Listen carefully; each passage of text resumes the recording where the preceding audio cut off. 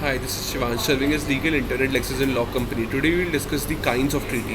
First, law-making treaties. The term law-making treaty seems to be confusing as it raises the question, can treaties create law? This term actually refers to the content and subject matter of a treaty, which instead of being contractual shall be statutory.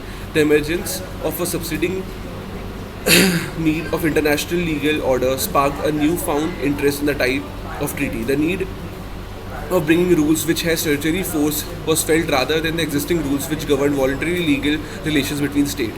In case of law-making treaties, the obligations are independent. They don't require a subsequent fulfillment of rules by other parties to it. These obligations have binding force and the parties to these treaties must follow it.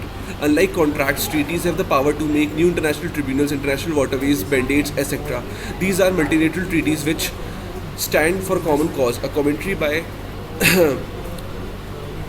Fitzmaurice takes human rights treaties and maritime regime as law-making treaties. In the case of multilateral treaty, this type of treaty can be broken down and thought of as a number of bilateral treaties, each of which are independent of one another and have to follow the obligations inherently. As a bilateral treaty, they can simply be viewed as dependent on each other as existence.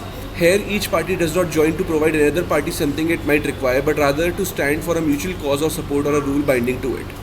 Second, contractual treaty. They are usually applicable to treaties having a small number of parties and are most commonly seen in bilateral treaties. These are treaties where parties are mutually dependent on each other for specific treatment to gain benefits and have treaties and obligations towards each other. In reality, treaties need to take care of both the statutory as well as the contractual function.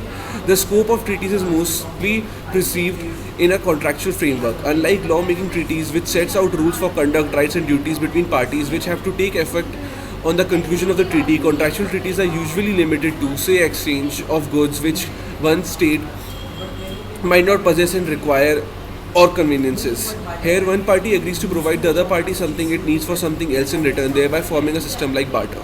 Thank you, and if there's any doubt, please mention that in the comment section.